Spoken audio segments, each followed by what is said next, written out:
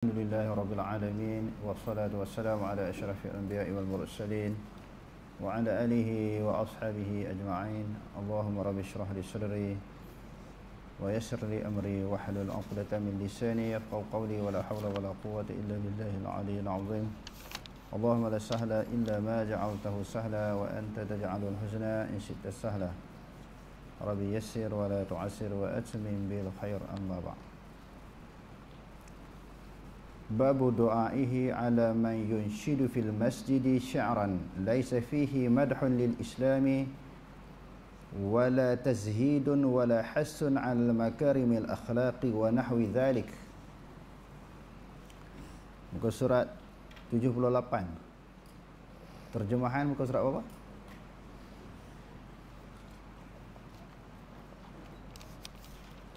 Jadi babun, di sini dia kata bab, maknanya dia masih di bawah faslun, di bawah fasal. Maknanya tajuk-tajuk kecil ni bab, di bawah tajuk yang besar ni faslun. Wa yanbaghi lil jalisi fil masjidi an yanwi al i'tikafa fa innahu yasifu i'tikafuhu indana. Maknanya bagi orang yang berada di dalam masjid, fasal bahagian orang-orang yang berada di dalam masjid. Maknanya seseorang yang berada di dalam masjid, apakah perkara yang perlu dia lakukan? Kalau yang semalam kita baca, di antaranya apa dia? Orang masuk masjid ni dia iktikaf. Ni iktikaf. Kalau sekiranya dia tidak mampu melakukan iktikaf dengan sebab halangan-halangan yang tertentu seperti berhadas ataupun wa imma li syughlin aw nahwihi, imma li hadasin wa imma li syughlin aw nahwihi. Sama ada ketika dia berhadas, maka bila dia berhadas dia tak boleh sembahyang sunat tahiyatul masjid lah. Iktikaf boleh, yang kita baca semalam. Sembahyang mesti kena ada air sembahyang. Ataupun dia tak boleh nak sembahyang sunat tahiyatul masjid li syughlin aw nahwihi, ataupun didatangi dengan sesuatu kesibukan, disunatkan dia baca apa? Yustahabu lahu an yaqula arba'a marratin subhanallah walhamdulillah wa la ilaha illallah wallahu akbar. Maknanya dia baca 4 kali. Jadi tajuk yang kita nak bincang pada malam ni masih lagi bagi seseorang yang berada dalam masjid, apa perkara yang perlu dilakukan. Semalam juga kita baca tentang mendoakan orang yang berniaga dalam masjid supaya perniagaan dia tidak memperolehi keuntungan, dan orang cari barang dalam masjid supaya barangan yang dia cari itu tidak jumpa. Jadi masuk kepada bab pada malam ini, babu du'aihi ala man yunshidu fil masjidi syi'ran. Bab doa terhadap orang-orang yang melaungkan syair di dalam masjid, yang mana syair itu laisa fihi madhun lil Islam, syair-syair yang tidak berbentuk pujian bagi agama. Apa dia di antaranya yang orang nak sebut dalam masjid ni? Kalau zaman sekarang ni orang menyanyi dalam masjid. Satu nyanyian, lirik lagu ataupun nasyid yang tak ada puji Islam. Kadang-kadang orang bawa masuk dalam masjid ni, maknanya artis yang baru dapat kesedaran, yang kembali ke pakar jalan, dia pergi umrah. Kalau orang perempuan tu, artis perempuan pakai tudung labuh, lelaki pakai serban lebih kurang, pakai jubah lebih kurang, panggil masuk masjid. Dia bukan ada model pun, bukan ada point dia nak bercakap, lalu dia menyanyi dalam masjid. Orang pun suka seronok kan. Tu tengok, termasuk dalam larangan tu. Semalam kita cerita bab apa? Bab isap rokok dalam masjid kan. Ni menyanyi dalam masjid. Ramai ustaz-ustaz, ustaz-ustaz yang dikenali menyanyi dalam masjid. Dia mari, dia tak ada point, dia tak ada buat persiapan, dia tak ada idea nak cakap depan orang. Dia pula bukan artis, ataupun dulu-dulu dia masuk kumpulan nasyid, dia menyanyi.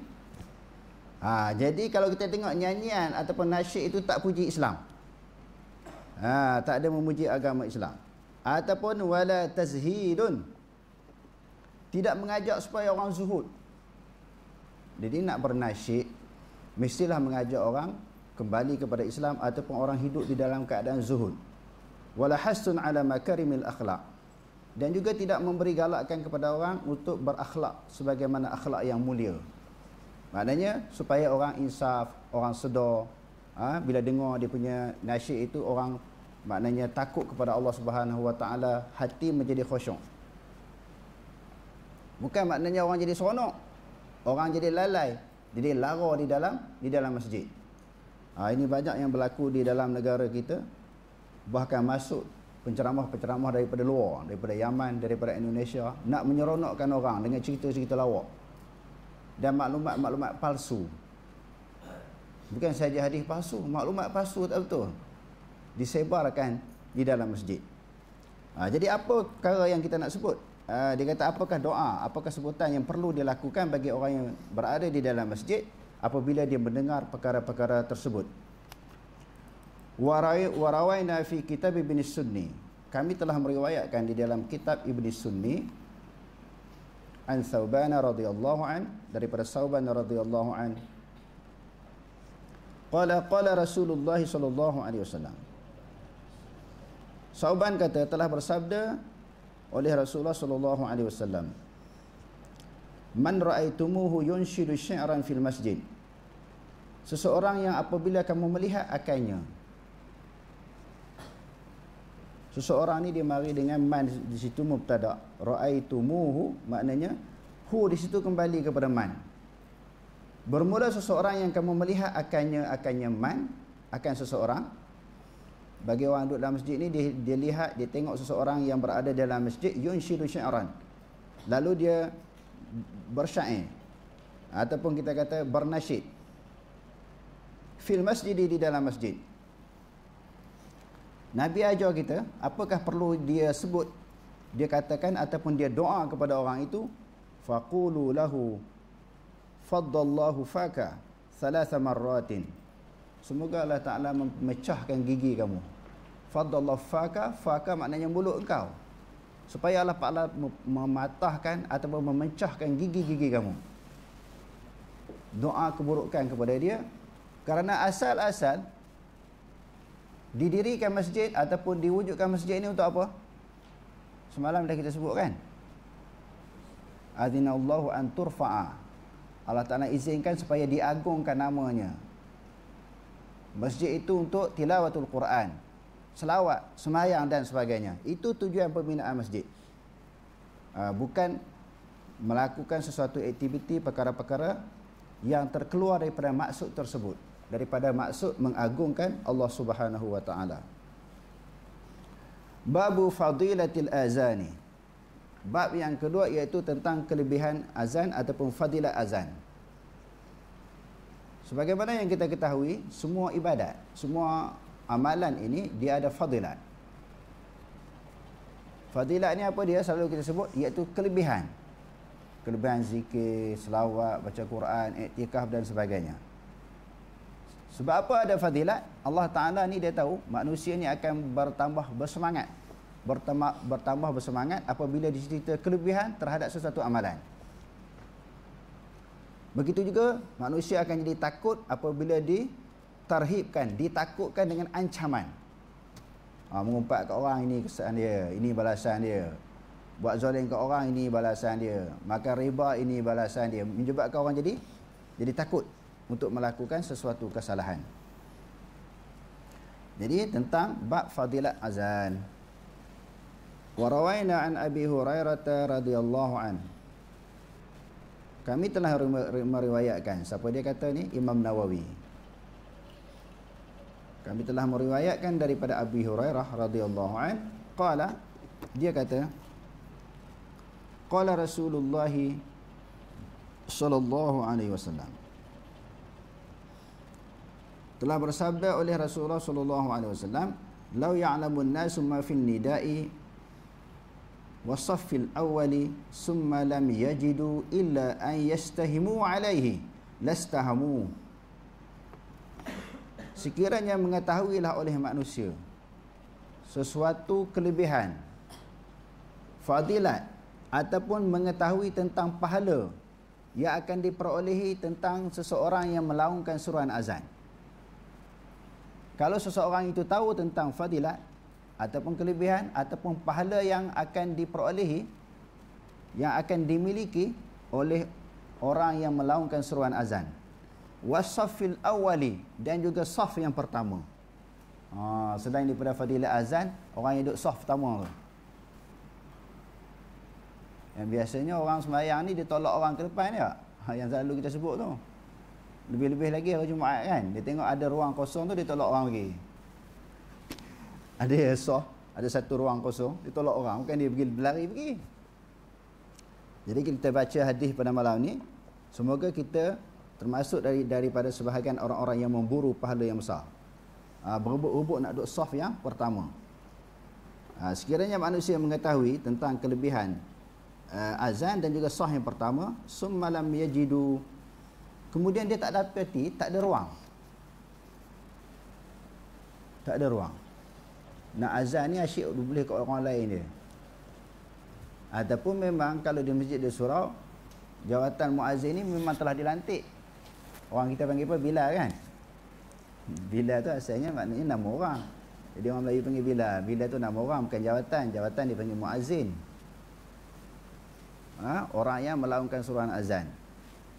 Jadi kalau semua masjid dan sebahagian daripada surau-surau, jawatan muazzin ini telah dilantik. Tak apalah, orang tu lah yang layak, yang berhak. Cuma dalam dua keadaan. Keadaan yang pertama, muazzin tak datang. Maknanya orang yang rasa ada suara sikit lah kan, yang boleh melafazkan dengan secara yang baik kalimah-kalimah azan, dia boleh pergilah.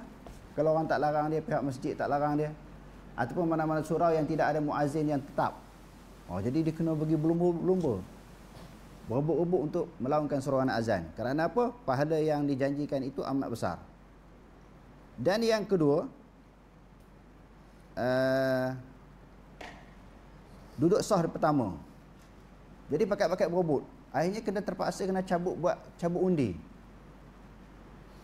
Ruang kosong itu, sah yang di depan itu ada seorang je, yang belakang yang ramai itu ada 10 orang. Jadi kalau dia tahu, seseorang ataupun mereka yang ramai ini mengetahui tentang kelebihan sah pertamanya, pakat berebut pergi. Jadi dia tak boleh masuk melainkan kena cabut undi. Dia akan buat macam tu. Dia akan buat macam tu kerana dia mengetahui tentang fadilatnya. Lastahamu, nescaya mereka akan lakukan apa dia? Mereka akan mencabut undi untuk memperolehi peluang melaungkan suruhan azan dan juga berada di dalam saf yang pertama. Rawahul Bukhari wal Muslimun fi sahihaihima. Hadis ini telah diriwayatkan oleh Imam Bukhari dan juga Imam Muslim di dalam sahih keduanya. An Abi Hurairah radhiyallahu an, daripada Abi Hurairah radhiyallahu an, anna Rasulullah sallallahu alaihi wasallam qala, sesungguhnya Rasulullah sallallahu alaihi wasallam telah bersabda, idza nudiya lis-salati, apabila diserukan seruan azan untuk menunaikan sembahyang, adbara syaitanu, maka telah larilah oleh syaitan. Ada bara daripada duburun, maknanya belakang. Dia paling belakang dia lari. Jadi orang lari ni bukan lari dalam keadaan mengundur, mesti dia paling dulu, baru dia boleh lari. Maknanya syaitan pun lari. Ketika dia lari, apa yang akan berlaku pada syaitan itu? Dia lari itu, apa yang berlaku? Selain daripada perasaan takut, kedengaran suara azan, apa yang berlaku kepada syaitan? Duratun. Dia terkentut-kentut. Ada satu kentut, jenis kentut ni tak berbunyi. Yang ni jenis bunyi. Kita tak dengar lah, dia berada di alam baik. Kalau dengar kentut syaitan, kita pun lari. Bukan saja dia lari kan, kita pun lari. Walau duratun hatta la yasma'at ta'zina. Sehinggalah syaitan lari itu dia kehilangan kedengaran, kedengaran suara azan, sehingga dia tak dengar dah.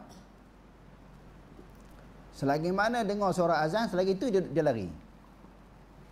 Jadi kalau azan dilakukan dengan menggunakan pembesar suara, lagilah jauh sampai, lagilah jauh dia lari, sampai hilang kedengaran suara azan. Hadis ini juga rawahul Bukhari wa Muslimun, diriwayatkan oleh Imam Bukhari dan juga Imam Muslim di dalam sahih keduanya. Wa an Muawiyah radhiyallahu an. Daripada Muawiyah radhiyallahu an qala, Muawiyah berkata, sami'tu Rasulullah sallallahu alaihi wasallam yaqul, aku telah mendengar Rasulullah sallallahu alaihi wasallam bersabda, al muazzinuna atwalun nasi a'naqan yaumal qiyamah. Para muazzin itu adalah golongan yang panjang tengkuknya daripada kalangan manusia pada hari kiamat. Zahir hadis kata macam tu. Orang nak bahas tak dipegang zahir, tak dipegang zahir, selalu kita bahas kan. Apa maksud panjangnya tengkuk? Panjangnya tengkuk ni sebahagian daripada pendapat ulama kata panjang sungguh. Panjang sungguh tengkuk dia. Maknanya tinggi. Jadi baik buruk itu dinilai di sudut sisi siapa? Itu yang pertama. Pertamanya di sisi Allah Ta'ala. Yang keduanya, penglihatan di dunia dengan penglihatan di akhirat berbeza. Contohnya gelaran kepada apa dia? Itu maknanya di sudut nampak sesuatu yang berlaku kepada tubuh badan manusia. Tekuk, panjang, pendek dan sebagainya. Kalau panjang pun tak comel, tak cantik. Pendek pun tak cantik juga. Tapi itu semua anugerah daripada Allah Subhanahu Wa Ta'ala. Jadi penglihatan di dunia, di akhirat lain. Itu yang pertama. Yang keduanya gelaran. Gelaran orang yang tangan panjang, apa dia dalam bahasa kita? Oh, dia ni jenis tangan panjang ni. Kalau ukur dengan tangan kita, banyak cerita tu kan. Cerita apa yang tangan dia lebih tu? Yang dia ajak tinju secara slow-slow tu. Cerita Piramli tu kan. Oh, panjang, tangan kau panjang daripada tanganku. Itu maknanya tangan panjang sungguh. Dalam istilah bahasa Melayu kita, tangan panjang ni dinisbahkan kepada apa? Orang yang suka mencuri kan. Tetapi ada dalam hadis yang kita baca, Zul Yadain. Ahakadha, dia kata, ya Rasulullah, aku siratis salatu am nasita. Aku siratis salatu. Adakah dikosarkan sembahyang? Ataupun engkau lupa daripada 4 rakaat sembahyang zuhur dia buat berapa? Gini. Dipanggil orang yang punya 2 tangan yang panjang. Kalau kata 2 tangan, tangan panjang suka mencuri. Kedua tangan, dua tangan dia suka mencuri. Bukan maksud macam tu. Jadi di situ menunjukkan orang yang mengangkat 2 tangan dia tanya Rasulullah. Jadi orang yang tekuk panjang di akhirat nanti bukan suatu kehinaan. Suatu pandangan yang tidak elok ataupun tidak cantik. Jadi berbagai huraian ataupun syarahan daripada kalangan ulama tentang maksud panjangnya tengkuk. Dalam hadis disebut tadi apa tadi? Atwalun nasi a'naqan. Pandangan yang pertama, orang yang paling banyak berhias. Bila dia berhias, ramai dia jadi cantik tak berhias ni? Tak cantik jadi cantik. Yang tua jadi muda. Sebab tu orang suka berhias. Jadi orang asyik duk tengok dia je. Maknanya asyik duk tengok dia, dia satu simbolik, kiasan, tengok dia punya pahala banyak. Dia maknanya daripada kalangan orang ramai tu, dia nampak paling segak, paling cantik. Orang duk asyik duk tengok dia. Tengok dia tu kerana pahala yang dia bawa. Pahala yang dimiliki oleh seseorang yang melaungkan seruan azan di atas dunia. Ramai orang perhati dia kerana banyak pahala hasil daripada azan. Okey, itu yang pandangan yang pertama. Pandangan yang kedua, tengkuk dia memang panjang sungguh. Tengkuk yang panjang supaya tak terkena peluh yang hasil daripada manusia. Tak percik peluh orang. Manusia ini dia berpeluh bila dia berkumpul di padang mahsyar. Peluh manusia berdasarkan kepada amalan masing-masing. Ada yang kan Nabi kata ada yang peluh sampai ke buku lali, sampai ke betis, sampai ke lutut, ke paha, ke pinggang, sampai ke hidung, peluh kan. Jadi supaya tak terpercik dengan peluh orang, tengkuk dia jadi panjang. Supaya tidak dicemari dengan peluh-peluh manusia. Itu pandangan yang kedua. Pandangan yang ketiga, maknanya panjang tengkuk di sini pemimpin. Dia seorang pemimpin dan pada hari kiamat. Dia memimpin orang ramai. Maknanya orang-orang yang soleh, orang-orang yang baik. Pandangan yang keempat, ramai pengikut. Orang Arab istilah dia orang panggil pengikut ni dipanggil orang yang tekuk panjang. orang yang tekuk panjang. Maknanya dia beramai pengikut di hari akhirat nanti. Okey, yang kelima, sebagaimana yang pendapat yang pertama tadi juga, banyak pahala daripada kalangan manusia. Yang keenam, dibaca dengan bukan a'naqan, dibaca dengan i'naqan, dibaca dengan kasrah.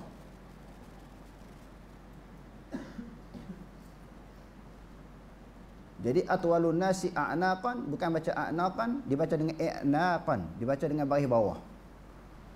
Muazzin ini pada hari kiamat i'naqan, iaitu isra'an ilal jannah, maknanya cepat masuk syurga. Maknanya pendapat yang keempat ni, oleh kerana pahala dia terlalu banyak di sisi Allah Ta'ala kerana melaungkan seruan azan. Bila dia azan, apa kesan daripada azan? Menyebabkan orang dah ramai datang sembahyang Jumaat. Bila ramai orang datang sembahyang Jumaat, lagi banyaklah pahala yang akan diperolehi oleh muazzin. Dalam perbahasan yang lepas kita telah bincang tujuan dilaungkan seruan azan ni untuk apa? Untuk memberitahu masuk waktu sembahyang atau nak panggil orang sembahyang? Nak beritahu ataupun nak ajak orang? Sebahagian ulama kata sebagai pemberitahuan, nak beritahu masuknya waktu sembahyang. 5 waktu sembahyang, Zuhur, Maghrib, Isya dan sebagainya, azan, dah masuk waktu. Itu pendapat pertama kata, nak bagi tahu tentang masuknya waktu. Pendapat yang kedua kata, bukan nak bagi tahu masuk waktu, nak ajak orang sembahyang masuk dalam masjid. Sebagai contohnya, Rasulullah kan pernah tertidur di dalam musafir. Dia amanahkan kepada Sayyidina Bilal membangunkan orang. Musafir yang melibatkan peperangan, letih sangat berjalan, berperang lagi, penat, semua tak terjaga termasuk Rasulullah dan Sayyidina Bilal yang diamanahkan oleh Rasulullah SAW. Secara kebetulan pada masa itu Rasulullah orang yang pertama terjaga dalam keadaan matahari terang pancar muka dia. Dia terjaga, dah habis waktu. Kalau kita kata matahari naik tegak ni dalam pukul apa? Lebih kurang pukul 9, 9.30. Dia tanya, wahai Bilal, bagaimana? Apa yang kau sebut tadi supaya kamu membangunkan orang? Dia kata, wahai Rasulullah, aku pun tak terjaga. Sayyidina Bilal pun tertidur. Jadi Allah Ta'ala menidurkan mereka untuk dikeluarkan hukum syarak. Jadi Rasulullah SAW perintahkan Sayyidina Bilal untuk melaungkan seruan azan. Sedangkan waktu subuh, azan untuk subuh. Sedangkan waktu subuh dah habis, dah naik matahari dah. Jadi pendapat yang kedua kata, dilaungkan seruan azan bukan nak beritahu masuk waktu. Sebab dulu orang tengok matahari, tengok bulan, orang tahu masuk waktu maghrib, waktu isya, subuh, asar, orang tengok matahari je. Tak azan pun orang tahu masuk waktu. Tengok matahari, tengok bulan. Begitu juga nak mengetahui tentang kedudukan masuknya puasa Ramadan dan nak sambut raya. Kan Nabi kata, sumu li ru'yatihi wa aftiru li ru'yatihi. Berpuasalah apabila kamu melihat anak bulan dan sambutlah raya apabila kamu melihat anak bulan. Demo tengok bulan matahari ni tahu kedudukan masuk bulan Ramadan, bulan Syawal, raya Adha, masuk waktu sembahyang 5 waktu. Tak perlu azan. Azan itu untuk nak ajak orang datang ke masjid. Masuk waktu, masuk dah. Jadi ada dua pendapat di sini. Ada dua pendapat, maknanya pendapat yang pertama, tujuan dilaungkan seruan azan untuk menunjukkan masuk waktu sembahyang. Yang kedua, untuk ajak orang sembahyang. Walaupun dah tahu waktu sembahyang dah masuk.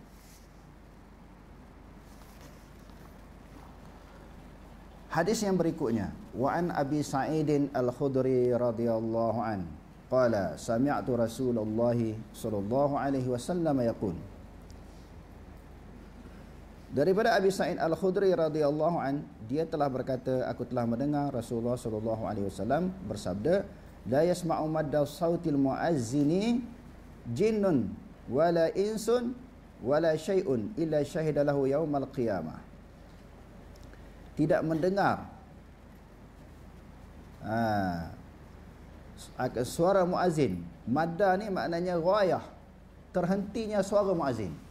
Madda ni maknanya ghayah, tidak mendengar sampai terhentinya suara muazzin. Maknanya dalam dia azan tu dia sampai penghujungnya.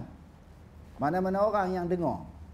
Seorang muazzin ini mana-mana makhluk, bukan saja orang, termasuk jin dan juga manusia, wala syai'un. Sesuatu, dikata wala syai'un pula di sini. Maknanya kalau kita kata, kalau jin, berbagai-bagai jenis jin. Kalau binatang, berbagai-bagai bentuk binatang. Binatang ni kan banyak jenis, banyak spesies dia. Jadi jin yang macam mana dengar, binatang yang macam mana dengar, melainkan semua mereka menjadi saksi di hadapan Allah Subhanahu Wa Taala pada hari kiamat. Jadi saksi apa? Seseorang itu telah melaungkan surah azan. Sebab tu kita sebut tadi, hadis-hadis yang kita baca ni termasuk dalam bab apa? Bab fadilat. Selain daripada fadilat pahala, fadilat dia mempunyai pengikut yang ramai dan dia dipercepatkan masuk syurga. Di antara fadilatnya, semua yang dengar suara azan yang dia lakukan semua menjadi saksi di hadapan Allah. Bagi tahu kepada Allah tentang si fulan bin Fulan adalah melaungkan suruhan azan di atas dunia. Rawahul Bukhari. Hadis ini diriwayatkan oleh Imam Bukhari. Wal ahaditsu fi fadilatil adhani katsirah. Imam Nawawi kata apa? Hadis-hadis tentang kelebihan azan ini banyak sangat, dia kata. Cuma diambillah beberapa hadis tentang kelebihannya. Di antaranya hadis yang diriwayatkan oleh Imam Bukhari dan juga Imam Muslim. Sebab Azkar Nawawi ini dia bukan kitab hadis. Dia kitab kita tentang azkar, zikir-zikir. Tetapi kalau kita hadis, dia marilah semua kelebihan tu. Hadis-hadis yang lain tu. Ini diringkaskan, diambil beberapa hadis sahaja. Wa ikhtalafa ashabuna. Telah berbeza pendapat oleh sahabat-sahabat kami fil adhani wal imamati, tentang azan dan juga imam.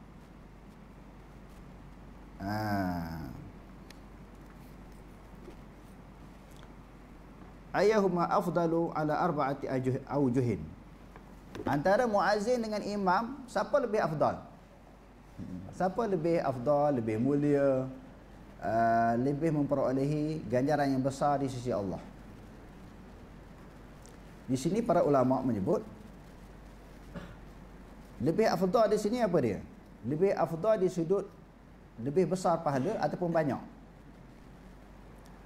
Dia bukan lebih mulia di sisi Allah. Bukan afdal di sini, afdal di sudut mulia antara muazzin dan juga imam. Kerana mulia ini, inna akramakum indallahi atqakum. Orang yang mulia di sisi Allah Ta'ala, orang yang paling takwa. Kalau muazzin paling takwa, dia paling mulia. Imam paling takwa, dia paling mulia. Ini bukan masalah siapa yang paling mulia di sisi Allah, tapi siapa yang banyak pahala di sisi Allah Ta'ala. Sama ada imam ataupun muazzin. Sebahagian pendapat dia kata imam lah, sebab imam dia mengimami semayang. Tetapi dia imam tu mesti kena ada makmum. Makmum tu mari sebab apa? Bukan sebab dengar suara azan ke? Dia kata, Imam Nawawi kata ala arba'ati awjuhin. Di sini ada 4 wajah, 4 pendapat, 4 pandangan. Yang mana paling afdal, sama ada muazzin ataupun imam. Wal asahu, dalam 4 pendapat ini dia kata yang paling sahihnya annal azana afdal. Antara muazzin dengan imam tu dia kata yang paling sahih. 4 pendapat, tapi yang paling sahih dia kata. Siapa kata? Imam Nawawi kata wal asahu annal azana afdal. Azan itu lebih afdal daripada jadi imam. Sebab nak jadi imam kena ada orang dulu. Kita ada orang nak jadi imam macam mana? Dia nak jadi imam mesti kena ada makmum. Makmum tu datang dengan sebab mendengar seruan azan. Jadi pendapat yang pertama kata yang sahihnya muazzin tu lebih besar pahala dia, lebih afdal di sisi Allah. Wasani al-imamatu. Pendapat yang kedua imam. Kalau dia datang saja kalau dalam masjid, kalau dia tak ada, tak berlaku sembahyang Jumaat. Kalau imam tak ada, muazzin panggil penuh masjid. Azan datang penuh masjid, suara dia sedap kan? Orang datang ramai, tapi mari-mari tak wujud sembahyang Jumaat. Imam tak ada, imam sikit perut ke contohnya, tak datang ke? Ataupun saguati dia masuk lambat, dia tak datang hari tu, dia cuti, dia mogok. Imam tak ada, macam mana? tak jadi sembahyang Jumaat juga. Jadi pendapat yang kedua kata imam, al-imamatu. Maknanya imam itu lebih afdal daripada muazzin. Wathalithu, pendapat yang ketiga, huma sawaun. Dua-duanya samanya, sama-sama afdal. Sama ada muazzin ataupun imam. Warabi'u, in alima min nafsihi al-qiyama bihuquqil imamati wajtama'a fihi hisaluha fahiya afdal. Yang keempat, kita tengoklah kalau imam tahu tanggungjawab dia sebagai imam. Dia tahu kewajipan-kewajipan, tanggungjawab dia, hukum hakam yang berkaitan dengan imam, dia afdal lah. Kalau semata-mata jadi imam je, hanya membezakan antara makmuman dengan imaman. Sekadar tu je yang dia boleh beza. Aku ni imam, dia bezakan niat imam daripada niat makmum. Hukum hakam dia tak tahu, muafiq masbuk dia tak tahu. Berlaku muafiq masbuk ke, berlaku perkara yang terlajak rakaat ke, terkurang rakaat ke, dia tak boleh nak pelepah. Nak pelepah ni apa dia? Dia tak boleh nak selesaikan masalah. Berapa ramai imam tak boleh nak selesai bila berlaku sesuatu isu dalam sembahyang Jumaat. Kalau yang macam ni, dia tidak afdal. Muazzin lebih afdal. Sebab tu banyak jadi imam bukan hafal Quran saja. Ni ingat Quran 30 juzuk. Pertamanya terjemah pun tak faham. Hukum fiqh tak tahu, muafiq masbu' tak tahu. Hak mana yang rukun, hak mana yang sunat, dia tak boleh nak beza. Bila berlaku kesilapan dalam solat, yang mana kena sujud sawi, yang mana tak perlu sujud sawi, dia tak boleh nak beza. Hak tu tak afdal, elok layak jadi makmum lah. Walaupun hafal Quran 30 juzuk, dia layak jadi makmum je. Jadi imam dia tak layak. Sebab tu kita dah bahas beberapa kali antara orang yang faqih dengan qari, yang mana lebih afdal? Dulu memang yang disebut dalam hadis itu, sahabat qari dia juga adalah faqih, bukan hafal-hafal saja. Dia qari, dia juga adalah faqih. Tetapi bagi Imam Bukhari, antara faqih dengan qari, dahulukan faqih. Sebab itu Imam Bukhari meletakkan satu tajuk di dalam sahih dia. Siapakah yang lebih afdal? Dia kata, ahlul ilmi wal fadli ahaqqu bi imamah.